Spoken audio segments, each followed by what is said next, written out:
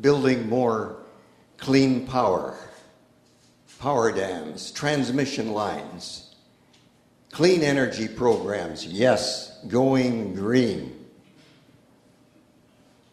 There's so many activities that government can assist and sponsor that doesn't necessitate destruction of the environment. The present time, the Tory government, which I hope is now passed, the Harper government is now passed, has been subsidizing that dirty oil industry in Alberta.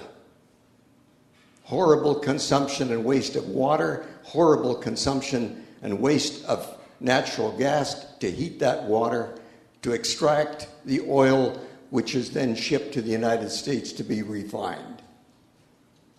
There are many ways in which we can stimulate the economy of this country in a very responsible way.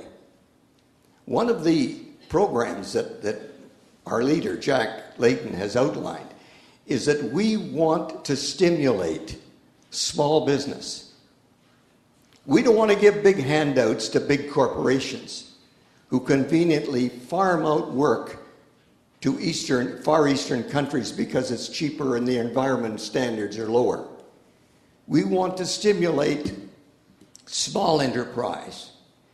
And this city exemplifies the success of small enterprise. Through the entrepreneurs in this city, ably assisted by the Steinbach Credit Union, which is a cooperative, they've been able to do wonderful things. Small businesses grew here so that they're almost big businesses now. But Jack Layton has outlined that's the area we want to stimulate. And we're going to assist them with grants so that every employee that a small business hires will be subsidized. I think the extent is $4,500. That's the kind of stimulus we see as necessary in this country. Not providing corporations another $6 billion in tax concessions. And I have much more to say about that, but I'm getting the signal that I'm due. Thank you. Yes, just go this way and come back. Come back this way, yep. Obviously, it's important to stimulate our economy, and one of the ways that we can do that is through infrastructure revitalization. Obviously, we know that there's roads and bridges that were built in the 50s and 60s in this country that are in desperate need of repair right now. And one of the ways that we can help our economy to grow and put people to work is by rebuilding now these decaying and these roads and these bridges that are in disrepair at this present time. But let me just add one more thing to, when we're talking about economic issues, when we consider the amount of money that has been spent in the last 25 years publicly funding abortions, when we figure approximately 100,000 abortions a year, and the average cost of an abortion is between $400 and $1,200 right now, if we think in terms of the millions of dollars that have been spent by taxpayers that aren't even supportive of abortions, and our tax dollars are going towards paying for that when they could be funding infrastructure projects and stimulating our economy. Another thing that we all are aware of today is that 70% of us maybe gathered in this room and 70% of Canadians and people that I've talked to across the riding as I've been candidating did not want this election right now. And the $400 million that has been spent needlessly on an election could have easily been spent towards health care and towards stimulating our economy in greater ways than even the Conservatives would have thought about. Thank you. Thank you. Our government indeed has acted in respect of our economy. We've acted decisively. 480,000 jobs that we've regained since 2009, since we were hit by the recession. We've recovered more than the jobs that we lost during the course of the recession. Compare that to the American statistics of approximately 10%. So in the issue of acting decisively in respect of the economy, we have done exactly that. And we in Provencher here have benefited from those policies. I'm very proud of some of the initiatives that we are able to bring here, especially sewer and water. I can just point to the community of Lorette, which had boil water orders, and now people are moving there fresh, good drinking water. And so we can, in a responsible way, increase jobs and act responsibly with respect to our environment. We have, in the past 4 years alone, taken steps to enhance our parks, to strengthen control of our northern waterways. We've invested in the cleanup of lakes across Canada, including Lake Winnipeg. We've established regulations to raise the renewable fuel content.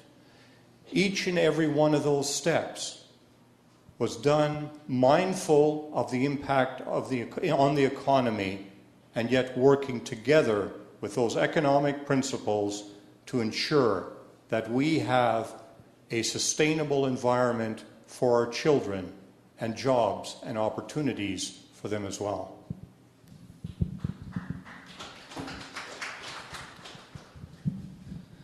I guess part of fiscal responsibility is trying to control wasteful spending.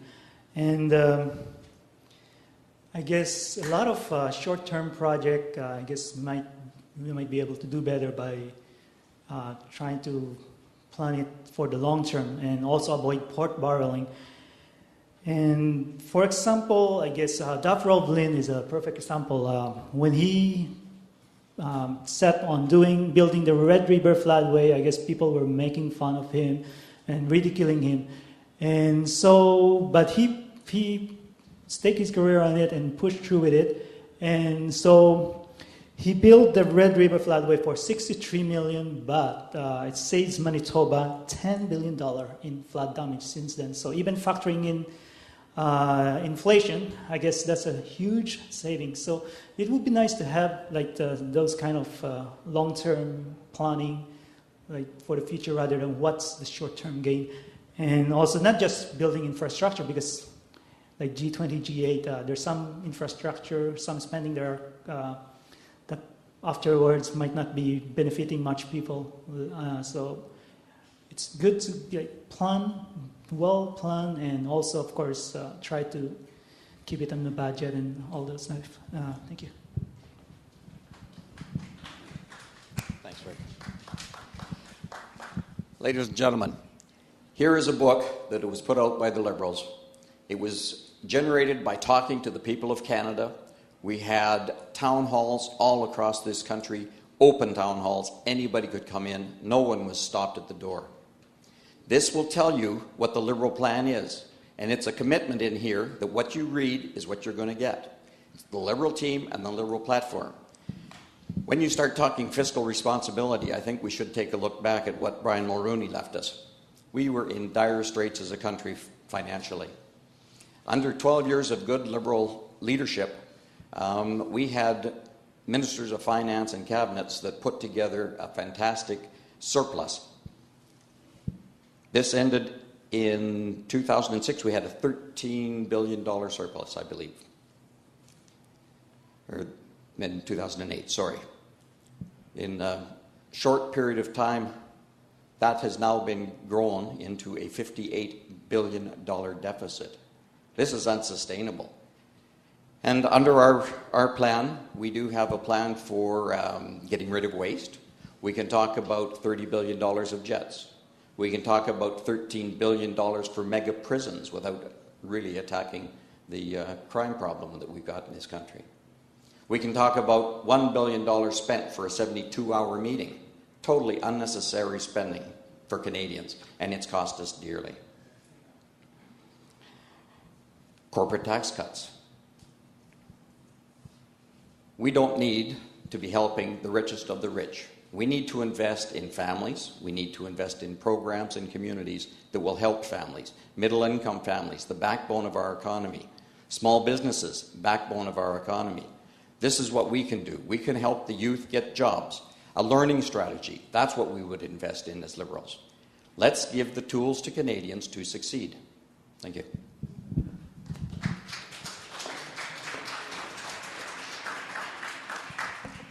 Our Green Party platform says that we will work to create a smart economy, which will be a green economy. A smart economy is efficient. A smart economy is not based on hype. A smart economy lives within its means. The first step is to get out of this recession without a crippling debt and deficit. The Green Party has a plan, a solid plan to get Canada out of a deficit, while still building green jobs, creating thousands of jobs through investment in renewable energy, expanding passenger rail and modern freight, retrofitting thousands of buildings to high standards for energy efficiency. A smart economic stimulus, expand access to employment insurance for those who paid into it while protecting the pensions of retiring Canadians. Reduce EI and CPP contributions for businesses. Fair global trade, reform, revise, and rethink our trade agreements. Trade is part of a sustainable future only when it is fair for all. A smart economy is a healthy economy in terms of a healthy industry, a healthy agricultural sector where we can support those who wish to transition to organic farming. We need a healthy fishery with an end to devastating draggers, healthy forestry with more emphasis on value added and less raw log or unprocessed pulp export, more jobs for people making real things. Cut wasteful subsidies, end failed strategy of throwing good money after bad in corporate bailouts for subsidies to nuclear and fossil fuel industries. We need to get the prices right. Get the price right for long-term sustainability. Avoid structural deficits. Implement a revenue-neutral carbon pricing architecture to modernize our economy. Build a made-in-Canada green economy. Thank you. David, you can hang on to that, David. You guys are doing a good job with the time. Just in case you didn't know, Kyla's at the back, and if she's giving you the signal, please wrap it up. Okay, David, we'll start with you for the next question. How will you support the cause of visible minorities, women, Aboriginals, and immigrants? How will you support the cause of visible minorities, women, Aboriginals, and immigrants? 2 minutes. Yeah, that's a great question. And how will we support visible minorities? The reality is that in Canada today, we have welcomed hundreds of thousands of people from different ethnicities and diverse backgrounds. We have given them a place of freedom. We've given them and shared our democracy with them. We've put them on fast tracks to become Canadian citizens, and we have welcomed immigrants from around the world. And that is to our credit. The reality is today, though, that we're facing a very real threat from Islam. And they have a subtle form of jihad, if you will, not a war that is conducted by terrorists, but they have a war that is coming through immigration. And what's happening is that many immigrants from radical Islamic countries are coming here with a purpose in mind, with a desire to implement Sharia law. And if some of you, and we're talking about women and demeaning women in particular, do you realize that in Sharia law, women are second-class citizens? They do not have the same and equal status as men. And we also have been aware of what's happened recently in Canada with the so-called honor killings, where people who operate under Sharia law need little justification in killing some of their family members to preserve the honor of their family. This is now happening in European countries, where in Great Britain and Germany and France and Spain, we're seeing an export of terrorism through the Islamic community.